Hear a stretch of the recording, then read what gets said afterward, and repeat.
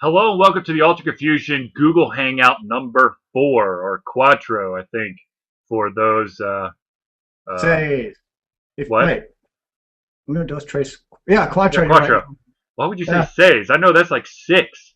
that's five. Uno, dos, tres, cuatro, cinco. Okay, you're right. Yes. Yeah, I know Cinco because of Cinco de Mayo. Okay. Good call. Anyways, okay, so hello and welcome to another Ultra Confusion Hangout. I, of course, am your host Charlie, and I'm joined once again by our amazing prolific cover himself, Zelius. Yeah. What's up? I see that you have a no drama sign behind your head today. Yes, that was actually okay. So I worked. Well, first off, I moved around my desk over the weekend, so my camera used to point that way, which is where my bookshelf is. Now it Mm-hmm. just points at my door. Mm-hmm. And that sign actually came from when I worked at the Snelling Dining Hall back at University of Georgia. My boss gave that to me as like my farewell gift. She thought it was appropriate for me because I was the supervisor for 2.5 years and I didn't really have any tolerance for drama. I'd be like, yo, you're going home for being stupid. See you. Except for that usually didn't work because it's technically a government job, so you can't really do anything to the workers. So really didn't have much teeth behind the threats.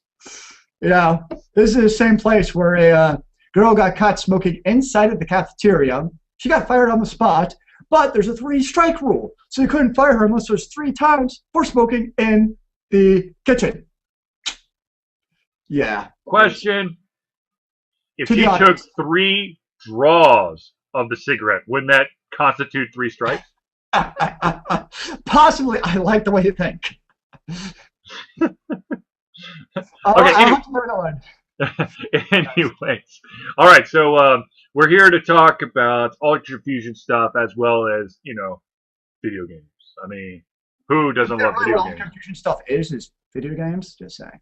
Well, I mean, from time to time we do break from video games. I mean, if there is a topic that we feel constitutes us to discuss it, or perhaps we you know have completely nerded out about a certain topic, say a movie. I always talk about we never go off topic, yo. Like everything, just 100% video games, nothing else. Jeez, Yeah, I know. that's I'm crazy. so sorry. I don't know where I just went off topic. My bad. I was understanding that after we are done, you went back and like spliced out all the non-video game relevant data and just put, so it's like a 5-minute video in the end. Yeah, I don't do that. No, okay. Well, No, I'm gonna have to talk to the boss. everybody's gonna get exactly what this video I'll have to is. talk to the boss after the podcast because I'm taking issue with that. I am the boss. Well, I know you got, a superior somewhere, somebody who even you answer to. Oh, that boss. That boss doesn't control what's on the video. Oh. Actually, she should probably just like, no, screw you. That means more time for Ultra Confusion. Not going to happen. Yeah, exactly, exactly. Speaking of uh, time, not with Ultra Confusion. I currently am smoking a bunch of wings on my green egg. Okay, I thought this was going a totally different path. No, no, I don't know I'm where you're like, Charlie, going. you want to see this on live TV? Yeah, yeah. Well, I'm okay. smoking wings. I'm kind of jealous, you bastard. Like, Uh, really? I'm not a salesperson. I'm doing a whole pitch for items, but the green egg, oh my gosh. Like, I'm salivating just thinking about it, seriously. Like, I've had good meat. Oh, green egg, glorious. Seriously. so I've When I'm got back in town, first week of July, green egg, it's on. absolutely, absolutely. Either you bring the meat or you tell me what meat to throw on there, and good chance it's going to get smoked. I'm a vegetarian. I'm an equal opportunity carnivore. Well, whatever you bring over, you know. Fair enough. Okay, so video Video games, games. video games. So Zelius and I have both been playing a little game, called Torchlight 2, and I just got into the act, and I bought it like Sunday. Was it Sunday? No, it wasn't even Sunday night, was it? Maybe I No, don't I know. think it was this week, Yeah, actually. it was like 2 nights ago. So what It is was that? Monday or Tuesday? Tuesday night for reals. Yeah. Was it I think Tuesday? Monday night. No, Monday night. Right, right. Monday night. Right, right. I took Tuesday night off because I was at the IGD Atlanta meeting. Yeah. Anyways, so I buy this game. I buy Torchlight 2, at about 9:30 in the evening. And I'm like, nah, I'll play a little bit of it and then I'll go to bed. Like an hour or so, right? Right. So 12:45 rolls around, and I'm like, I should probably stop playing. Probably. So unfortunately, I had to log off. Sad times. I know. So yesterday, I played a shit ton of. What was yesterday? Wednesday. I played a shit ton of Battle Block Theater by the Behemoth. By the way, if you are a fan of the Behemoth, like a lot of people are, the guys behind Alien Hominid and Castle Crashers, this is a fantastic game that you can play single player as well as party mode. Very entertaining. And I played a shit ton of that yesterday, and then I was like, oh, it's getting a little late, so I'll just hop into bed. And I'm like, well, I've got to type something up. So after I was done typing some stuff up on the computer, I was like, oh, I'll play a little bit more Torchlight. That was at like 10. So 12:45 rolls around, and I'm like, shit, I did it again, and I went to bed. Nice, yeah. It is Uh, one of those games where, like, I don't know what it is about it, but, like, more so than most games I play, seriously, I'll be playing 2 hours and I don't even notice. mhm. Like, I don't know what it is. Like, it's not even the addicting factor of the game. There's just something about the gameplay where time just literally, like, flies by. It's like a time machine in the guise of a video game, I've decided. Mhm. Mhm. Yeah. Yeah. So what do you think of the game? You're like, okay, obviously played it. What do you think? Solid game. It is definitely a hack and slash. You can lose your mind in the game, and I have, and that's why it's always like 3 hours later. I'm like, son of a bitch, I have to go to sleep because it's so easy to fall into the rhythm of the game. And I mean, I know this is an original idea, but to have your fucking pet take all the crap that you have in your inventory and go back to town for you so you can continue to beat the shit out of things. Brilliant! Whoa! Brilliant! I know you. And the pet will pick up anything from time you want. Like if you need more mana potions, health Yeah. potions, whatever you need, poof, the pet's gonna get it for you. I've yet to get to the point of the game where I've like even come close to running out of health potions. Yeah, same here. I have like 8,000 health potions. Now, mana potions, on the other hand, I can go through like Oh, candy. dude, I'm like constantly like ping ponging between like 10 mana potions and 3 mana potions I'm depending like, on who I'm fighting.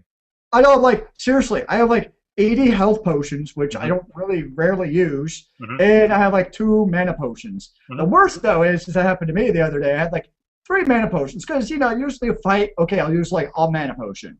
So, I mean, yeah, 3 mana potions, not a big deal. Right. Well, I didn't know it's coming up to like the end of Act 2 big boss fight. Ah.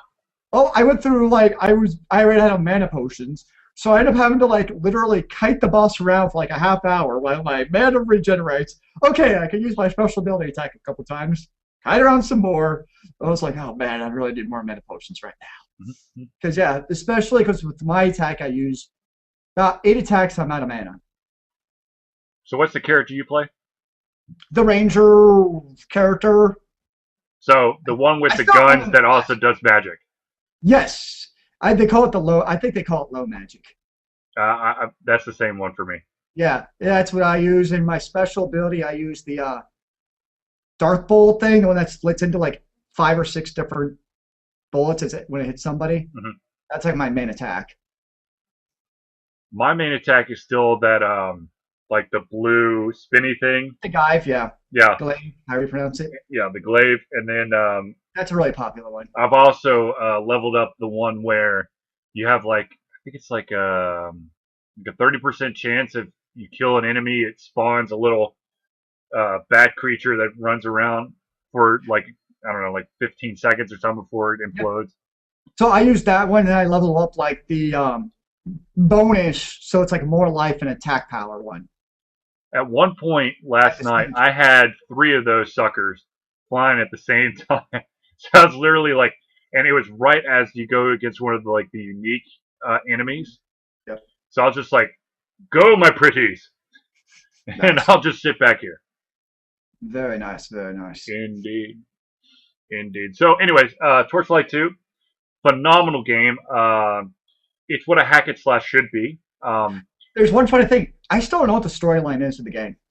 Yeah, Like, there's storylines somewhere in there. you know, I think to be something honest about a with big you, bad like, evil trying I, to steal something. I get these flashes of like the storyline, and I'm like, oh yeah, that's right, that's right, that's right, and then I beat the shit out of like 300 monsters, and I'm like, that's a store over there. I'll go over that way, and they're like, oh yeah, that's right, I gotta go all the way down to the bottom to save the water elemental. Okay, yeah, yeah, yeah. And then that's over, and you're like, what's going on? It's And not a then you're game you play for the storyline, that's for sure. right. But I mean, Which is fine, which is good. I don't mind. It's you a know what? game that works without a good storyline. Well, here, I mean, you've already mentioned this in a previous hangout, but I want to mention this too because this is, I mean, brilliant, fucking brilliant idea here. Um, there's this amazing thing that unfortunately has gone the way of the dinosaurs for most games that have multiplayer option. Okay. It's called LAN. Land. Yes. I'm gonna have to look up on Wikipedia what this land you speak of is. Oh, whatever. We land together, you douchebag. Anyways, Okay. it's local area network, folks. I know that there's a lot of people out there who have never even seen a local area network, but there once upon a time was a time where people would come together with their computers and they would sit in the same room and play each other. Now, of course, Okay. the beautiful thing was, like, let's say that you're playing in a game where there's a chance, let's say StarCraft. Let's say that you're playing free for all with 4 different individuals on there, and you are the unfortunate individual who decided to choose Protoss when everybody chose Zerg, and they Zerg rushed the shit out of you, and so you're out like that.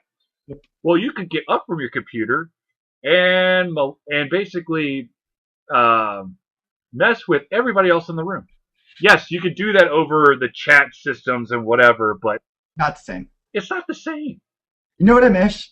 What's that? Map stealing in GoldenEye. That's Oh, one of my favorite strategy in GoldenEye. Did you ever play GoldenEye over at Cog's place? oh my God, yes, I did. He had like for real 90H projector, Yep, yep, and like so, like each person had like a real size screen, yep, and basically it was who's the best at map stealing. yep, yep. And half the time you play without even looking at your guy, you're just looking at other players' screens like, okay, where are they? Oh But I yeah. like because it was an even playing field though, because everybody had the opportunity to map steal, so it worked. Well, I mean, you got a couple things working for you in a LAN network. Everybody and split screen and everything. Yeah, Everybody's running at the same speed. yeah. Where I mean, yes, it is awesome to be able to play individuals who you wouldn't be able to play on an everyday basis. There's a Uh, benefit. there is a great benefit. I mean, if Zelius and I were to ever try to play an online game, we definitely have to play online. I mean, he's in Minnesota, I'm in Atlanta. It's a little bit of a distance I like between you, the two. man, but I'm not going to fly to Atlanta just to play some LAN games. I know, but Well, still, maybe the summer.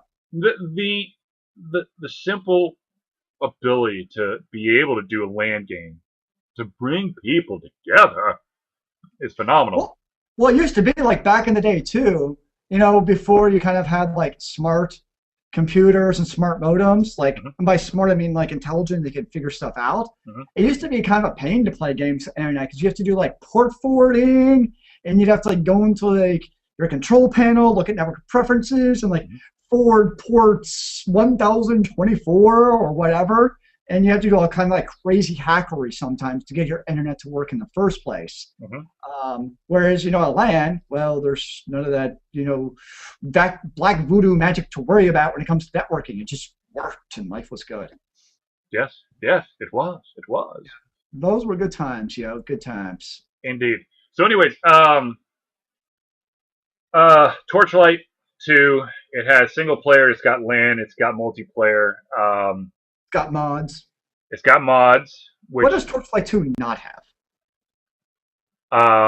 always on DRM. Well played, sir. Well played. Boom! Take that! Oh, snap. Which, it kind of brings me to another topic once you're done with your topic. Oh, I'm done. I'm done. Go.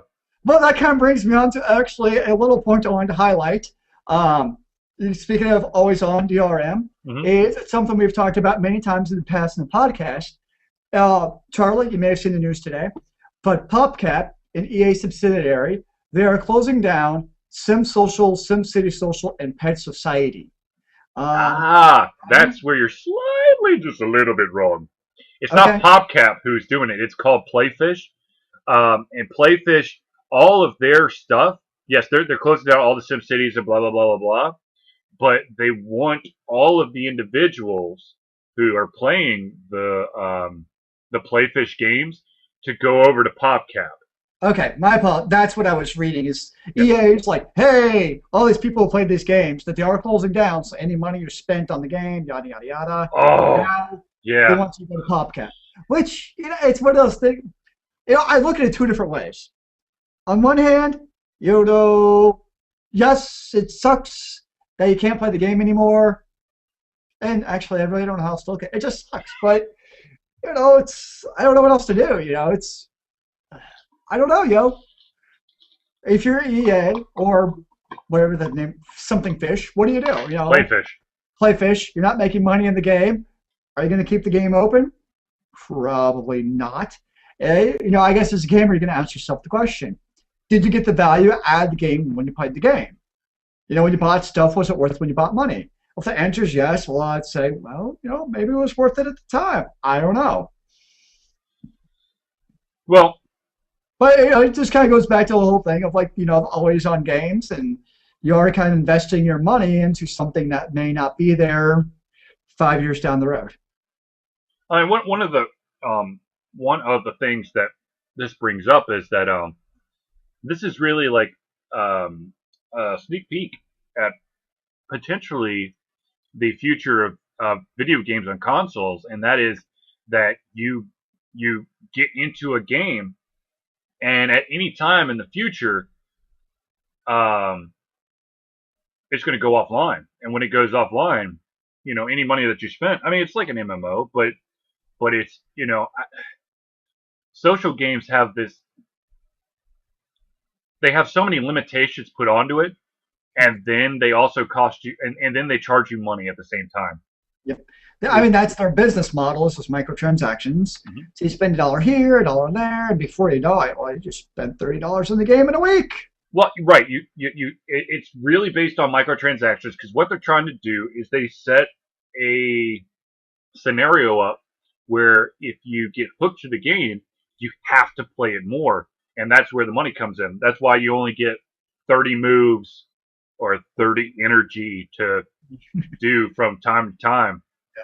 Where an MMO, I mean, you could play for a shit ton. I mean, you can play as long as you want to for a free-to-play MMO, and then, of course, it's very highly recommended that you spend a little bit of money to maybe increase the cap or allow a higher percentage of finding rare items against enemies, or get like a boost to your skill or something. Now, one thing I will say for free-to-play MMOs, at least, for the most part, on the free-to-play MMOs that I've seen or played, Mm-hmm. is they do a pretty good job of not making it play to win. Mm-hmm. I mean, yes, they have stuff they can buy to help the character out, but it seems like by and large, a lot of that stuff is more of like cosmetic things. Right. Like, we'll get your flaming dragon. Yes, they're probably going to have, the +2 Sword of Ultimate Slaying or something. Right.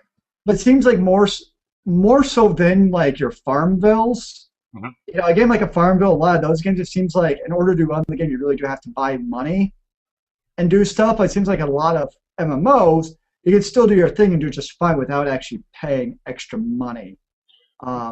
So for the most part, I think free-to-play MMOs do a pretty good job of not going overboard Mm-hmm. with, pay to win. But Right. yeah, I think the social media ones are all about pay to win. It's kind of Absolutely, refreshing that game. absolutely.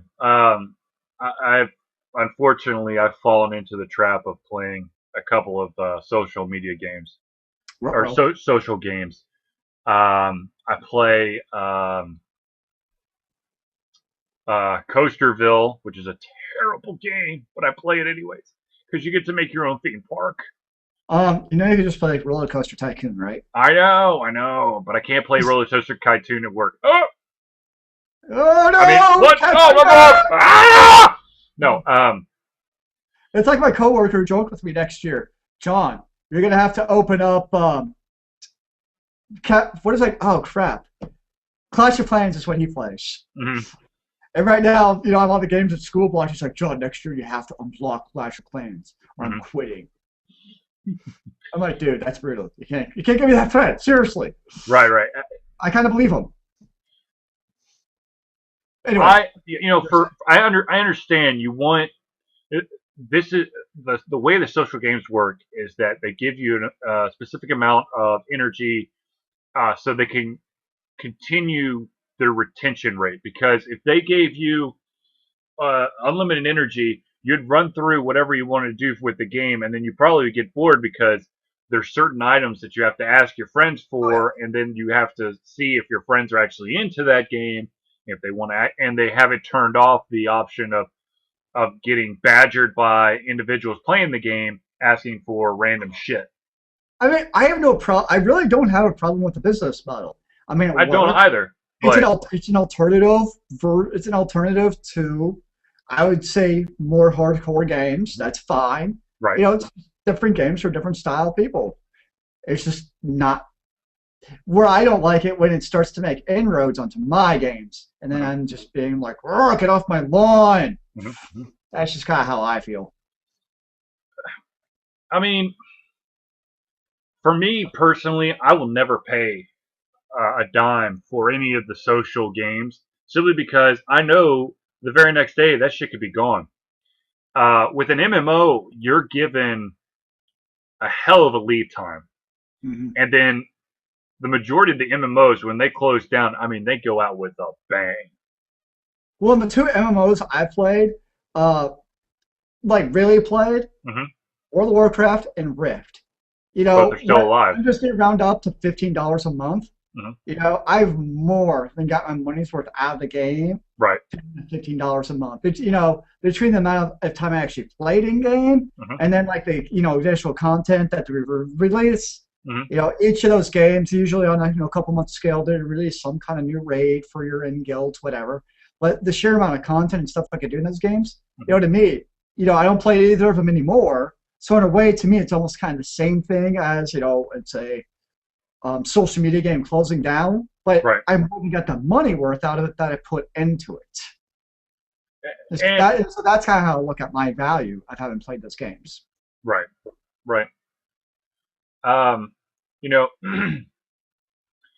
to me, social games are boredom games. I mean, I play them when I'm bored. When I want to play an MMO, I want an adventure.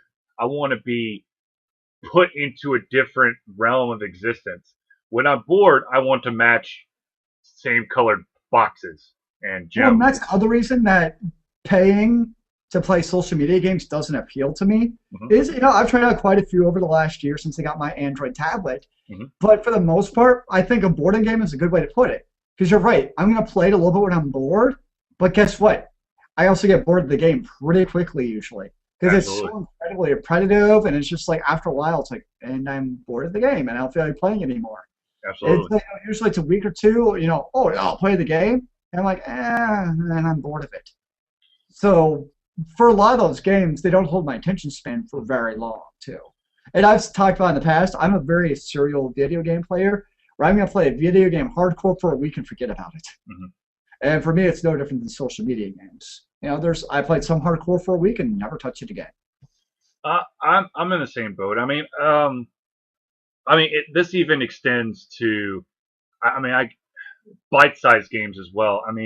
There's a lot of the iOS games that all of a sudden just bust out, and you're so excited. You play the shit out of it for a month, and then you're like, oh yeah, that's right. I'm supposed to be playing this, and then it just doesn't work.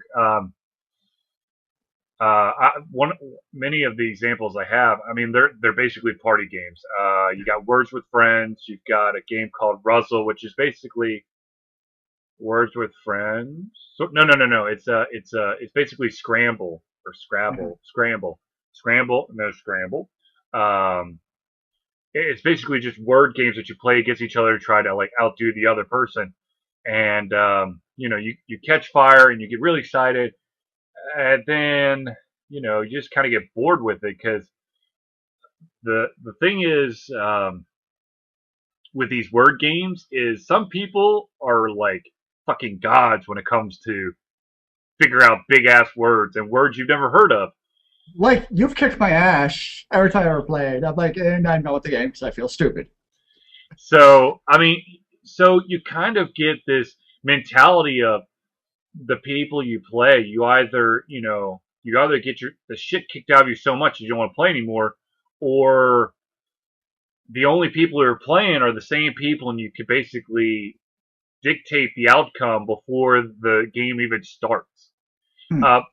But here's the difference between this is what I really like. The difference between the iOS games and the social media or social Facebook games is Okay. the fact that they're still bite sized, and there are some limitations to an iOS game over a full fledged game, but you get to play it at your pace. The social media games on and Facebook, they enforce the pace that they want you to take. And for me, I'm the kind of guy who wants to throw himself in as much as he can to see if he gets hooked. Yeah. When you don't give me that option, I get frustrated, and there's a very good chance that I'm not going to come back to the game, unless, of course, I'm bored as shit. Which, to be honest with you, there are frequent times when I'm bored as shit. So you'll see me playing. I don't even know what the fuck the name of the game is. There's a candy game, there's a pet game, there's a witch bubble game, and it just passes the time. It's almost like on like level of like, the most casual games get Facebook games. Mm-hmm, iOS games maybe it's step up, mm-hmm, and then you get console games, mm-hmm. and you get the PC games. Like, okay, when I say PC games, I mean games you actually have to get like off of Steam or good old games. That's what I mean by PC games. Oh, the good old games. Now, good old games, I put like in the highest echelon of hardcore games. Well, I mean, the those thing, are true games. I mean, at the end of the day, if you actually looked at the games from like the early '90s and late '80s versus the games now, oh dear Jesus, the majority of gamers now would shit their pants at the games that we were playing like in the early '80s and '90s. Yes, the graphics, there's no contest. We Mhm. the graphics now will blow your fucking mind, but the Ah! complexity of the games back then compared to now, Mhm. there's no contest. I would You concur, yeah. um, almost every single King's Quest. I mean, my Oh my gosh. when I was growing up, it my dad and I would take quality time and play the King's Quest, and we would try to see if we could beat another family. It was a friend of the family and her son, and Mhm. we would be battling back and forth for King's Quest and Space Quest to see who could get through it faster. And oh my god, Oh, the sad thing is, like, if I were to go back and play those games, I'd be lost because you need very specific items to complete specific parts of the game to advance the storyline. It's not like, oh, by the way, you may have missed that shovel, but look, here's a spare shovel right over here. I mean, that's what games have become. I'm going to be honest.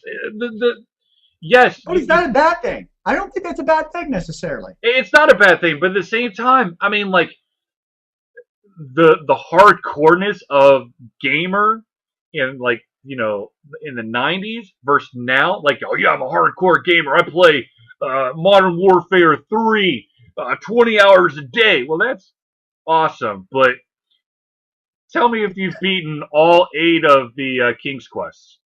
It's a different type of hardcore gamer, is maybe a way of putting True, it. right. It's almost Well, like the hardcore now games. now Go. now hardcore is the equivalent of like fandom. Like you're hardcore because you play the shit out of this one title, not you're trying to complete. Well, actually, to be honest with you, back when like back in the King's Quest days, you had to be a perfectionist. You had to be a completionist to actually get through the game. Now it's like, oh, hey, you get a special achievement if you do all the stuff in the game. Otherwise, you still win. Except for Heavy Rain. Okay, Heavy Rain, phenomenal game. Brain explodes everywhere, and also makes me like a little bit misty eyed, simply because I had every single fucking character until the end, and then I fucked it up, and only one person survived. Wow, that's like an achievement in of itself, yo. Oh god, it was pathetic.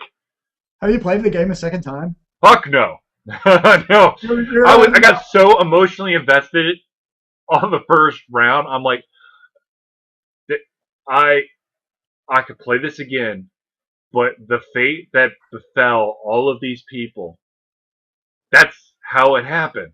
And I don't want to see it happen any other way, because that would greatly depress me, because that would show that I'm retardedly stupid at some point in the game. No, I will not play it again. But my god, it's one of the best games I've ever played, because it takes a shit ton for me to be so invested in a game. Yes, I will be. The majority of the games I will play to completion. Yes, that is a sort of investment.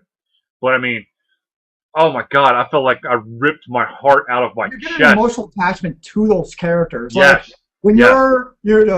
when you're what's her name, Madison Page, Yes. and you're in the dermatologist basement, he's trying to kill you. Like literally, like your palms are sweating, like you're shaking because it's like most games.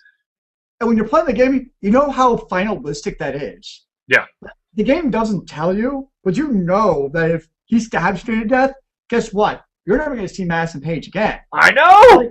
So, most games, oh, I'm just going to restore from my save point and bring back my character I just died, or whatever. But this game, it's like it's almost like I'm so nervous that I just can't screw up, which only makes it worse, of course, because I'm so nervous. Right. Right.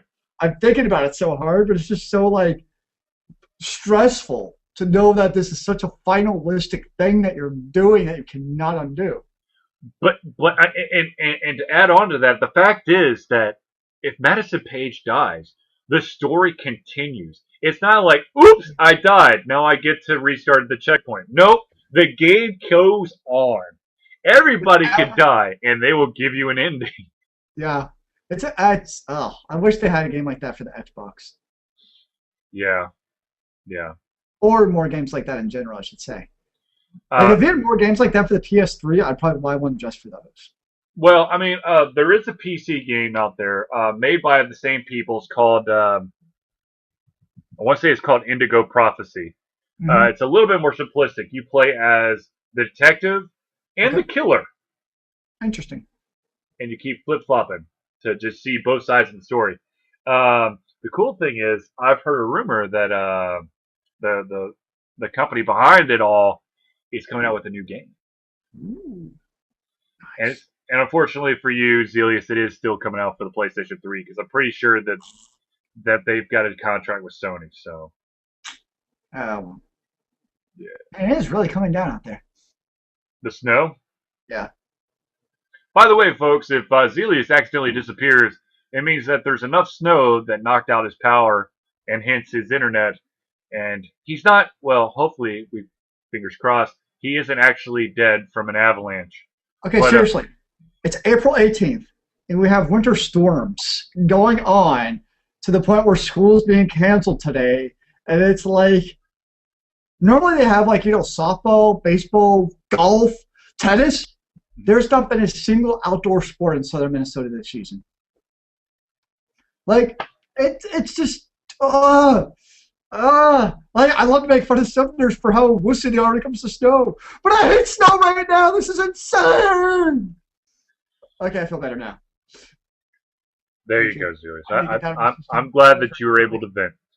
Yes. Okay. All right. So, What else can we talk about, Zelia? I have a question for you. Yes, sir. Okay.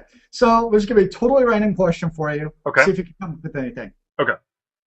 Are there any songs or music, and it can't be songs straight from the video game? I'm gonna make a caveat here because they make it way too easy. Are there songs that you hear that just for some reason they trigger in your memory? Oh my gosh, that's a song that goes with that game. And here's an example. I'm a person. When I play video games, especially on my PC, I'm gonna play music with those games alongside of it. Mm-hmm. So as a kid, my biggest thing was I would always play Nine Inch Nails' Pretty Hate Machine when I was playing Civilization 2. So for some reason, whenever I hear anything from Nine Inch Nails now, all I could think of was playing, sitting up in my parents' room or office playing Civilization 2. So I'm like I just have that memory of Civilization, Nine Inch Nails. They go together, even though they really don't. Mm-hmm. Mm-hmm. Yes, What about you, sir? but it's not a video game. Okay. Every single time, here's a crazy ass reference, but every single time I hear the album Queen live at Wembley, 1986, Good choice, by the way. I automatically think of the Dungeons and Dragons AD&D Second Edition Red Dragon Mountain adventure that me and a bunch of guys were on in Macon, Georgia. I could see myself in a guy named Douglas Ott's basement, and a guy the DM's name was Lanier, Mm-hmm. and there was it was me, Doug, his brother Steven. Lanier was the DM, and a guy named shit, what was his name? It wasn't Simon. I'm gonna think about it later. Anyways, every single time I hear any of the music off of that, I'm automatically transported back to my AD&D days, Nice. and it's just like, whoa, holy shit! Oh my god. Very nice. Yeah. Oh, Dungeons and Dragons. And then, of course, what spawned off of Dungeons and Dragons because we couldn't figure out Thaco and all the other rules? Crystals of Prion! Right. Which went through several iterations, might I add. I don't think we actually ever got a full game in. We always seemed to get to a specific point, and then I would make some change. You go, okay, adventure restart. And then, of course, Crystals of Prion went. Oh shit! It just got real. It just got real. I still got all the original website we made. I don't even know if they still exist anymore. It's like Stormloader or something. Oh yeah, crystals.stormloader.com. Hold on. I'm googling this shit. Oh, and then all the graphics I made from cooltext.com. Was it Crystals? Yeah, it was crystals. Stormloader. Stormloader.com.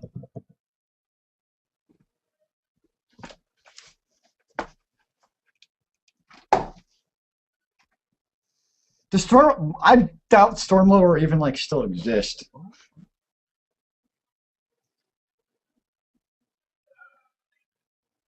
Hold on. I'm waiting in eager anticipation here. Oh! I don't know what the fuck this is about.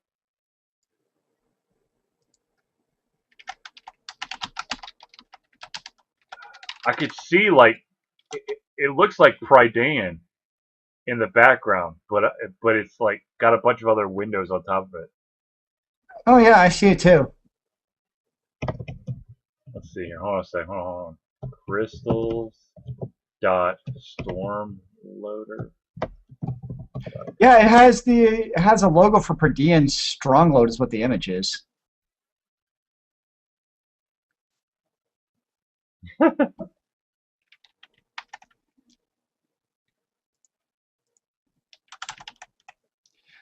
Official site of the Prydain Knights. Huh. A guild of... Oh! Shit! That's right. That is fucking right. Oh my god, I can't believe I forgot that. Wasn't that us? That was us in Guild Wars. That's right. I totally. Holy crap! Oh my god. Oh, you know It what? I've got still the exists. laptop that probably still has the picture of the one time the 5 people that were in the guild were together. Wow, that's kind of awesome. It's kind of awesome that it still exists in some form. Oh my god, yeah. Ah, the memories. Yeah, oh god, yeah. Oh man, that has to have been like what, 15 years ago at least. Oh, dude, more than that. More than, well, maybe, yeah, I don't know. Well, Guild Wars. Yeah, No, because that was the second one. Because originally it was the Crystals of Prion, so we're yep, probably talking 20 years ago. yep. Oh god, you're Dude, making me feel what the old. No, hell? no, no, it couldn't have been 20. Oh no, it can't be No, that long. no, it can't be that long. It had to Wow, be 97? 97. We would have been freshmen in high school. Yeah, then that's when we would have, because Sims was in on it right off the bat, and Oh so yeah. was Zach, Mm, and then we traded around a couple times, had Drew Warlick in there in the mix a couple times. yeah. So yeah, 97. That's still a long ass time ago. That's what, Man, like I'm 16 getting years back to ago. that. That's 16 years ago. I don't know if that's awesome or depressing. I can't decide. It's a little of both, I guess. Eh, Yeah. eh. Well, someday I'm sure you'll pass it on to your little man. Yes, I You'll shall train him. pass on the Pass on the tradition.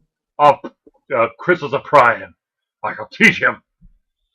Actually, I think I've kickstarted a couple of pencil and paper RPGs, so I could pass that on too.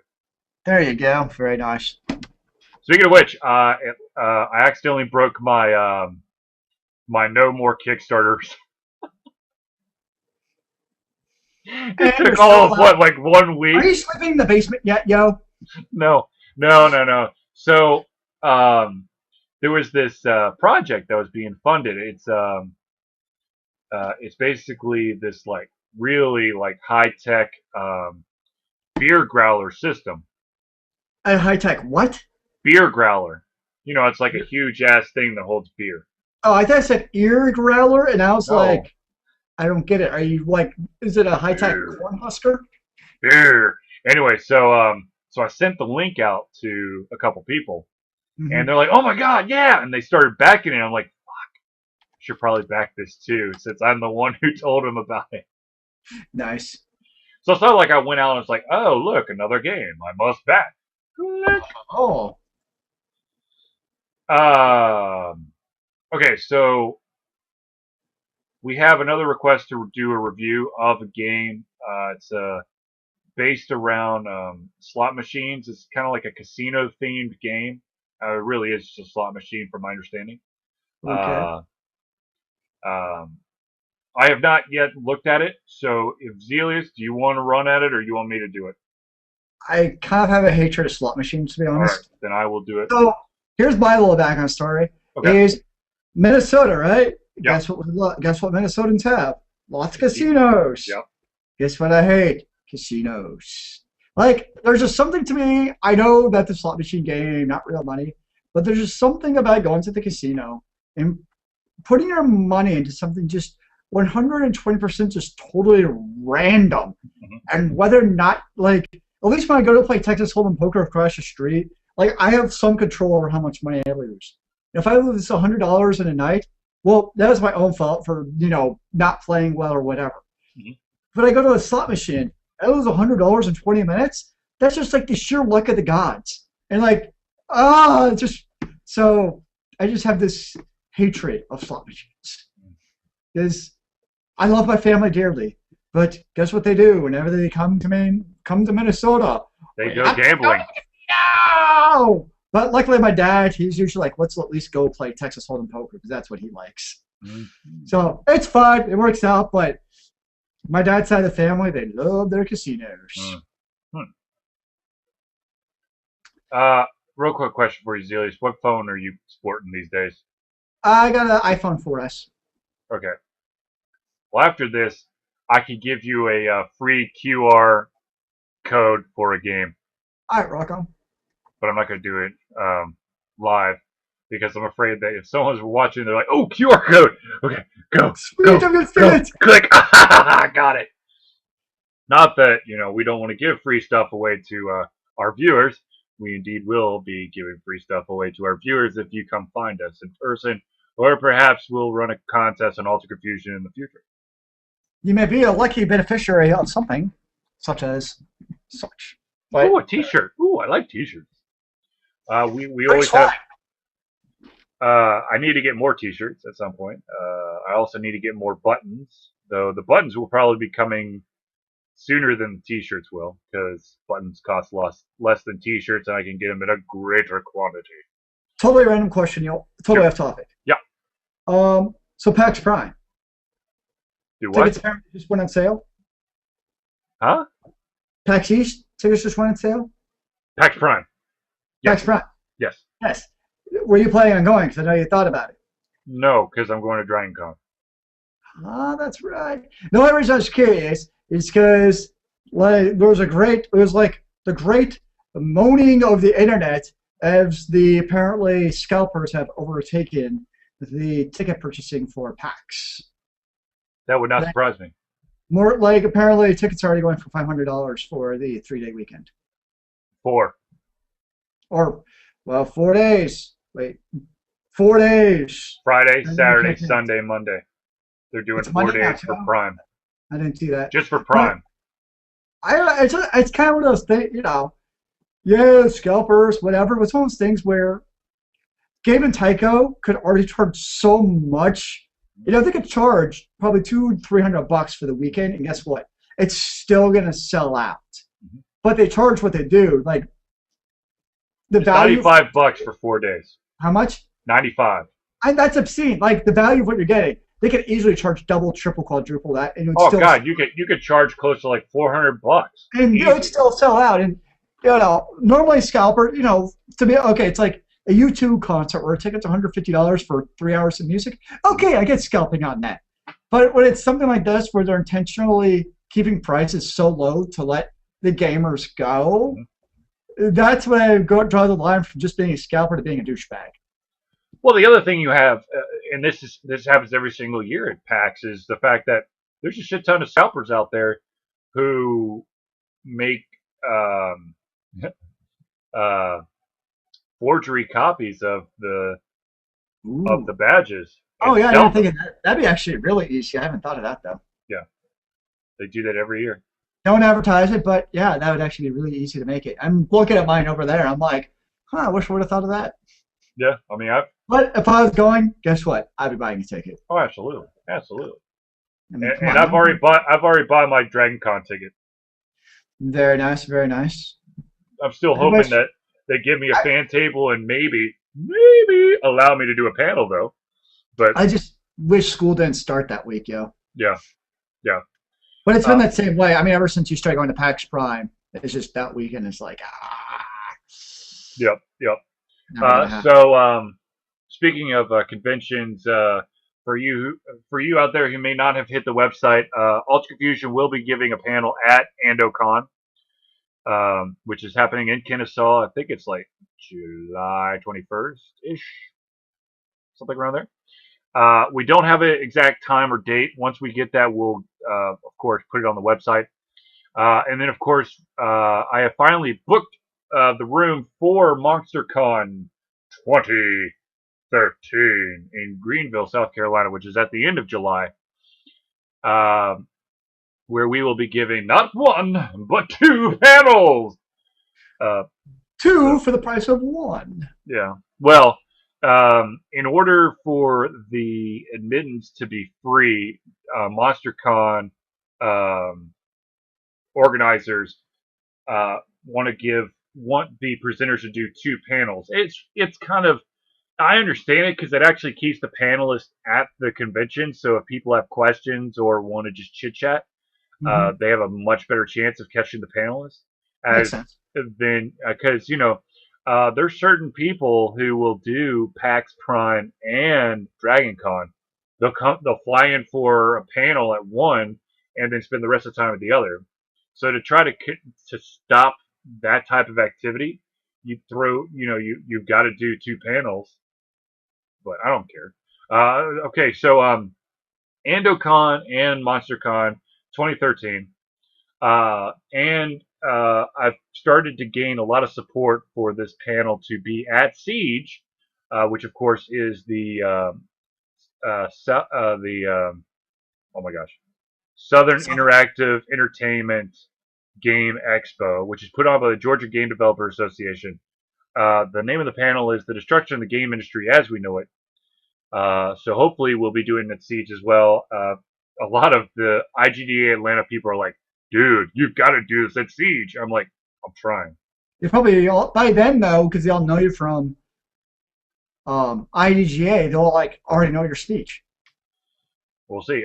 So anyways, so we're doing that panel at least two more times this year, hopefully three or four or five more times, because we're still waiting on one convention in Atlanta. I don't remember what the dates are for that one, but it's like the Sci-Fi Convention of Atlanta. Of course, we're waiting on Siege and of course Dragon Con, but Dragon Con is probably the biggest stretch. Um, but at MonsterCon 2013, I probably said this before, but I'm also going to do a panel on how to get into the game industry. Basically, a heads up on what you really need in your portfolio, how to present your resume, that kind of stuff. Which I know Right. a lot of people are like, well, you're not in the game industry, so why should I listen to the shit that's spewing out of your mouth? Uh, I ask myself that every day. uh, well, I wish I was in the game industry too, but I'm going to be honest with you. It's one of the most volatile markets right now. And if you haven't noticed, there's a shit ton of studios still closing their doors. And to be Yeah. honest, if you want the most steady of jobs, you got to create it yourself. You got to be independent and then build off of that. Well, where's your independent? Um, Alter Confusion. Wow, I'm that was not a really making good games. I'm question. talking about games that I'm allowing independents to get a little bit of extra press to help them elevate their game. Wait, there we go. Yeah. So yeah, be on the lookout for all that stuff. I will definitely have buttons. I hope to have T-shirts. We'll see. Um, but okay, so some cool shit that went down with Ultra Confusion.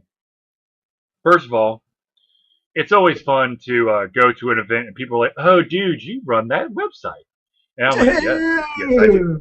Damn! So You're kind uh, of awesome. a couple of quick things. The Georgia Game Developer Association president has asked me to try to be more available for their events to videotape them. Unfortunately, I missed the portfolio review today, which was downtown from 9 a.m. to 2 p.m.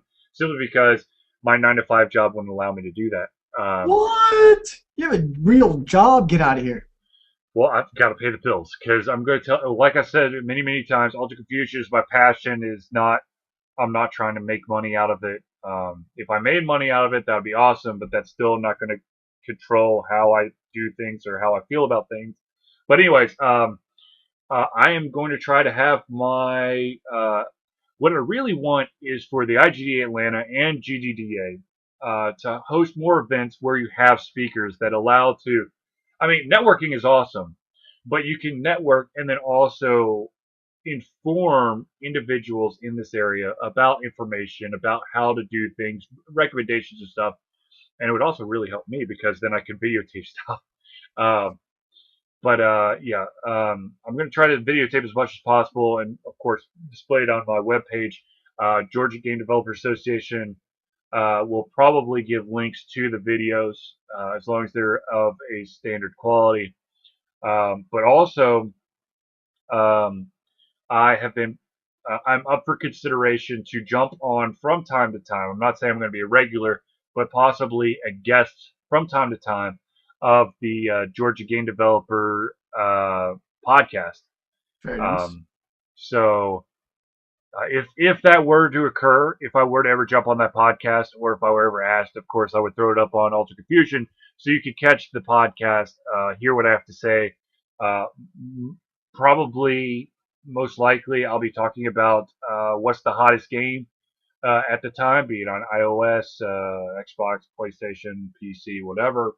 But I probably would be angling for more of an independent game instead of the AAA title that everybody and their mother has heard about. Speaking of which, the QR code that I'm going to be giving to Zelius, which unfortunately y'all cannot see, um, though I do have one. I have one spare. So if you want a QR code to get the free a free download to a game that costs $2.99, it's called Secret Castle. It's an object finding game with a pretty good story. I just wrote a review for it. I gave it an 8.7 out of 10. It was made by a local company. Now, of course, I'm just going to tell you this right now. I did not boost the score simply because it was an independent game. I did not boost the score because it's a local company. I do love the fact that it is an independent game and a local company, but it stands on its own for the grade that I gave it. So, there you go. And I think I will jump off of my podium here and allow Zelius to say anything that he has on his mind. Yeah. No, I think no, I think you pretty well covered most of the stuff going on. Real quick, let's see here. I know that Zelius has seen enough of the banner when we went to PAX East, but Firefall is about to go into open beta in July. So if you have been following it, you've seen the picking of the two mascot spokespeople, whatever. You've seen the numerous like open beta weekends for the stress test and whatever, and you need more. In July, you're going to actually be able to just sink your teeth in and drive like a maniac through that game if you so desire. I swear, when I still first saw that badge, I'm like, is this StarCraft? I'm really confused. Yes. It's like the font, Mhm. only different words. I don't know. It's even, but even when I saw the gameplay, I was like, whatever. Well, you would think that at this point they have severely refined what they had when we first saw it, and they have. Well, it's been in development for what, 4 years? At least 3, probably. When did we go to PAX? Wasn't that 2009? Was that at the first PAX? I don't know. I think it was at the second PAX East. My thing's too far away to see. Wasn't it the second PAX that we went to? But it had to have been in development when we went, though. So it had already been in Right. development for a couple of months at least before we went, because they did have a demo. No, if it had been in development for just a couple months, they wouldn't have a working demo. So, but you get my point. So Yeah. it's been in development for a couple of years. We'll put it that way. Yeah. Yes. That's when they also demoed the 3DS. Oh, the 3DS. And there was a huge long line, and I never heard anything about it since, except for it makes people go blind. At some point, I will be able to get my 3DS back so I can play 3DS games again. Where is it at now? It's at Jesse's house. I just remember playing Professor Layton and wishing it was out on other, like, Android devices. Look, I get why it's not. I get it. I understand it. They have no. It is frustrating for me that this company has an exclusive contract with Nintendo because it would be perfect on the iPad. I'll eat that shit up. I know they could do great things with their tablet interfaces. Yeah. And that those the type of majority of the games, game takes place on the touchpad. but it would be perfect for like almost that microtransaction model, not maybe more of a DLC type of model, where they can give you like little snippets of puzzles that you buy. I don't know, 99 cents a piece or something. But like the way that Professor Layton said would be perfect for that type of iOS or Android business model. What I'm going to be, I'm going to be totally honest with you. You probably did not notice this, but they release weekly puzzles that have nothing to do with the game, but you get to play. I kind of hate you even more now. I know. I'm sorry. Damn you! I'm sorry. Nintendo, who I don't care about. I'm sorry. Nintendo is almost like, I almost feel like sometimes it's like, yeah, it's Sony and Microsoft. Oh, and there's Nintendo too. It's almost like, okay, so you had the Nintendo Wii that came out, right? Mhm, It was like, wow, motion controls, head explodes. mhm, mhm. And then once Mike or Microsoft they had to connect, and then PlayStation has to move. It's like ever since then, it's been like Nintendo, meh, whatevs, yo. I don't know. I just, I don't know. I Look, feel like Nintendo's become like the third redheaded stepchild of the video gaming consoles. they are the last of the pure video game consoles, Okay, I'll grant you that. but they have to get with the times, and the Wii U is not the answer. It's another. I want to say it would be awesome, but it's another gimmick, and But here's the thing with the Nintendo gimmick. at this point has run the gambit of gimmicks, But and I here's the think thing, though. uh, Sorry, go on. no. I was just saying that I think that even the hardcore Nintendo fan is going, y'all are still not stepping up to the plate. I mean, you're making it. I understand the coolness of having the pad and the Wiimote and all that stuff, but it doesn't translate to any other fucking system. So when companies think about doing a multi-platform game, they're going, "Oh, Nintendo's device, we'll either give you a watered down version, or we ain't gonna do shit because we don't want to have to re-engineer everything to fit your shit." I mean, think about the big franchises. Nintendo, you have what? Zelda, Mario, Mario. But like when Smash I think of, Brothers, okay, but no, when I but think of like franchises, I think of the Mass Effects. I think of the Gears of War. I think of the God of Wars. I think, that's when I'm thinking of like, oh yeah, I'm thinking of Modern Warfare. I'm thinking of Halos. right. But the thing is, when you think about the franchises that are either console exclusives for the 360 or the PlayStation um, versus the Wii exclusives, the majority of the Wii exclusives are first party titles. They're made by Nintendo. Sure. But when you look at the Mass Effect that was BioWare slash EA that was exclusive to the Xbox, Microsoft didn't really have involvement in that. And then you look at the God of War, that's balls. Is that Ubisoft? I No, don't it's know. not. Is it Ubisoft? I can't remember. But anyways, Or Assassin's Creed. that's Ubisoft. The At the end of the day, the only reason why Nintendo has high quality games is because they make them themselves. Mhm. They're not relying on third party uh, companies, which is both a blessing and a curse. Um, because your audience is going to be very, very narrow. But at the same time, you can kind of control what's being put on your. Well, no, you can't because there was so much shovelware that just it polluted the Wii and made it just unplayable because everybody and their mother was like, "Oh, I'm going to use this motion control to make carnival games, 5,000 carnival games," and that's It all they just seems did. like once Nintendo and Sony come out with their new console, You mean Microsoft and Sony, what did I say? Nintendo and Sony Good call. Once Sony and Microsoft come out with their new consoles, it's like I don't know what Nintendo is going to compete with.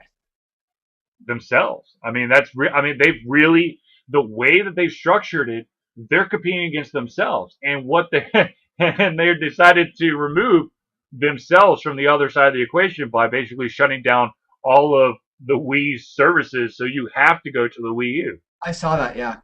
I just have a hard time believing that business strategy is going to work for the next 5 years. I don't think it can, and I I don't think it think will.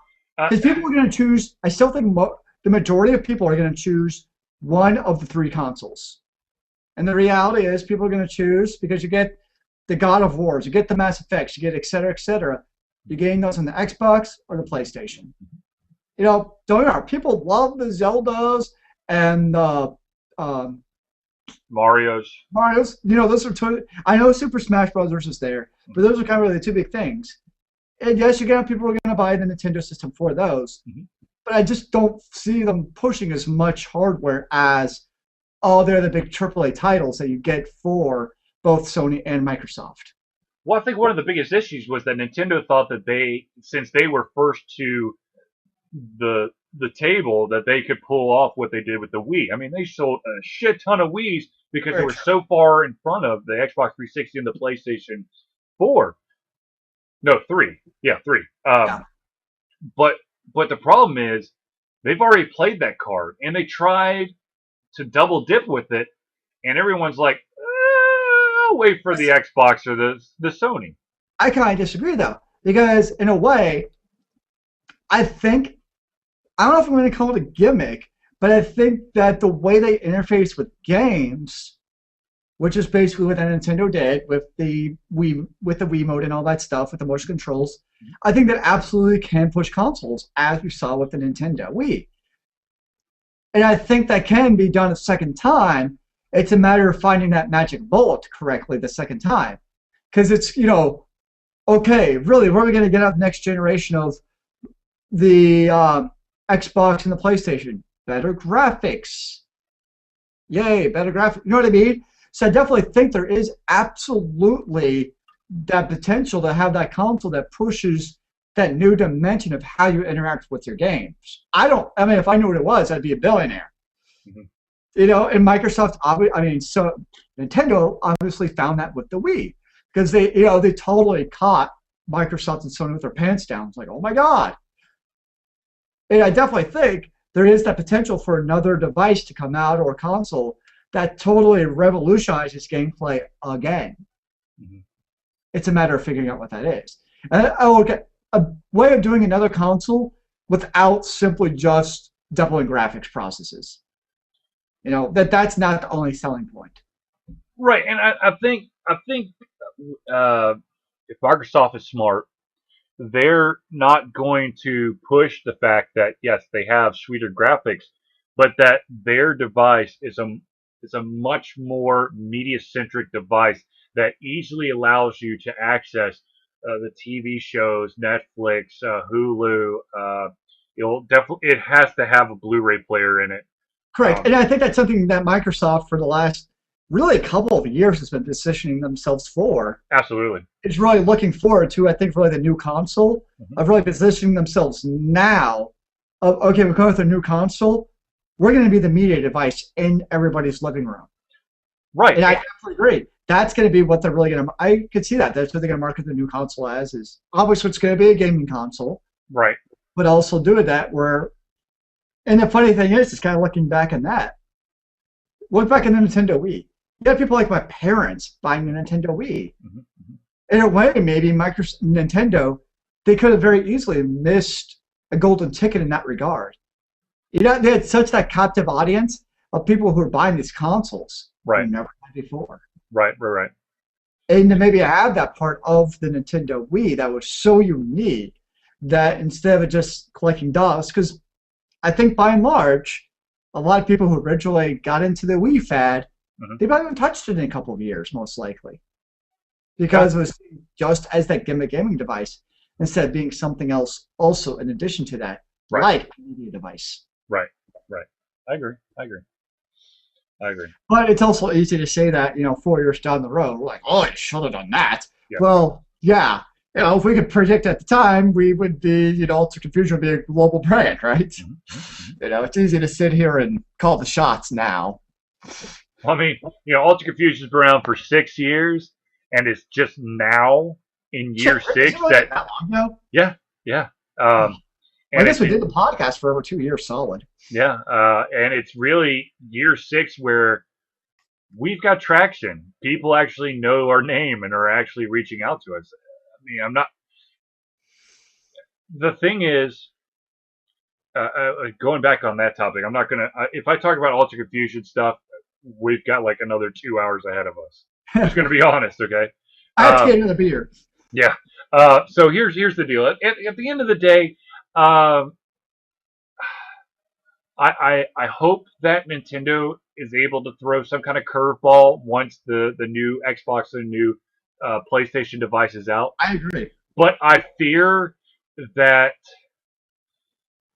they're going to have to do it fast, and they better have had something building up in their sleeve for a while for them to be able to somewhat level the playing field. The only thing they continue to have over everybody else, and this is just fucking crazy, is the fact that actually, to be honest with you, it's the exact same scenario. Uh, the Nintendo Wii is really is the is like your traditional definition of video game console, because Yeah, that's where it is. It's a video game console, and correct. then for their handheld, it is a video game handheld. Mhm. The PSP couldn't make it. Everyone's like, "Oh fuck, dude, just get a damn phone." But yet people are still buying the damn DS like it's going out of style. True. So they're doing something right, but I fear that if they're going to have to change tactics at some point because shit's starting to catch up to them, and I would just hate to see Nintendo lose out because goddamn, dude, I grew up with Nintendo. We I don't mean, want. I don't want Nintendo to become another Sega. exactly. I don't want or Atari. Correct. It would suck, having three real console manufacturers competition. It's a great thing. Absolutely. I Absolutely. don't. The reality of Nintendo there will become like an Intel AMD thing, Hmm. where Intel is so, at least now, their processors are so much more powerful than AMD, where it's like Intel can charge more for Yep. the processors Yep. because it's just a better, faster processor for what you're for the money you're paying. Hmm. And there's not quite that incentive to revolutionize and really do that R&D and research. And you can kind of rest on your laurels a little when Right. you only have one competitor, because whoever has the leg up, and even if AMD has the leg up, it would Hmm. be the reverse would be true too, where it can take it a little bit easy. Whereas if you had that third party, you always have that kind of dark horse. And I would hate to see that in the video game market Yeah. where Nintendo loses out and they have to become the next Sega. And it's just Nintendo, it's just Microsoft and Sony. I think that's bad for gamers. I really think it would be bad for gamers. There's only two console manufacturers. Welcome to the argument for video game sports games. Well, there's another hour for our podcast, ladies and gentlemen. Actually, it's pretty easy. I think we can all be in agreement at this, that having these contracts with companies like NFL, so all you have is Madden, is terrible for the gamers. Absolutely. Absolutely. I think we can all agree that for the consumers, it's a terrible, terrible business practice. I agree. And I think it should be illegal, but I'm probably not going to win that legal argument. No, no, no. They lost the legal argument. But it doesn't matter. They have lost the right to make like a shit ton of their games for the next like 3 years. They're not even allowed to touch some of the licenses. But Uh, yet EA is still the only, NFL manufacturer. And right. They'll continue to have Madden because they've had it for so long. They decided to allow them to continue with NFL, but they can't have exclusive contracts anymore. And they're not allowed. I think it's like hockey. They're not allowed to touch, and maybe basketball as well. I think 2K's had hockey for a while, Yeah. Well, yeah, that's true. but it's hockey. Yeah. Yeah. Okay. I mean, Anyways, ladies and gentlemen, we have gone past the hour mark. So holy crud, it's 8:27. it's Central Time. 9:27 here. 9:27 Eastern Time.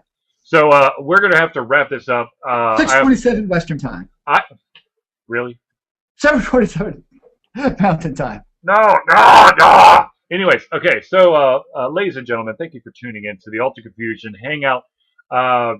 We always love to hear from you, the viewer, the fan, the listener, the reader, everybody who wants to talk about Ultra Confusion or has a comment or criticism for us. Just go to ultraconfusion.com. There is a wonderful form on the left-hand side of the page. It's on almost every single page except for the landing page. Just fill it out if you have any thoughts or whatever thoughts, criticisms, comments, blah blah blah blah, questions. Just send it. It hits me. I will respond immediately. if there are a couple of little caveats here. I will not give out Zelius's digits. I know that there are ladies screaming for him, but I'm sorry, I can't do that to Zelius unless I, ahead of time, have his permission. So, I am in ladies, demand. I'm a pretty calm big thing. down. Calm down. Calm down. But other than that, please just hit us up. You can also hit us up on. I'm on Twitter. I'm on Google Plus, and of course, you can hit us up on the Facebook page of Ultra Fusion. I'm Uh, on none of the above except Facebook. I don't get Twitter. I don't get Google Plus. Whatever. Although, actually, what Twitter is useful for, Google Apps went down. I think it was like Wednesday morning, and all my puters were calling me like freaking out. What is going on with my email? So first thing I do is just go search on Twitter, hashtag Gmail, and everybody on Twitter is like, Gmail is down. I'm like, well, at least it's not my fault today. anyways, thank you for watching the Ultra Confusion Hangout numero 4. Quattro, I hear, is the correct Yes, terminology. Quattro. Of course, we will be back in 1 week. Um, 7 days, 7 days. 7 times 24 hours, Yeah, whatever that is. -1 from the start time. Indeed. Well, probably -1.5 because we had a little bit of a late start. But anyways, thank you for tuning in. For myself, Charlie, and Zelius, we will see you soon. Remember, kids, keep on getting in the free world. Amen to that, brother.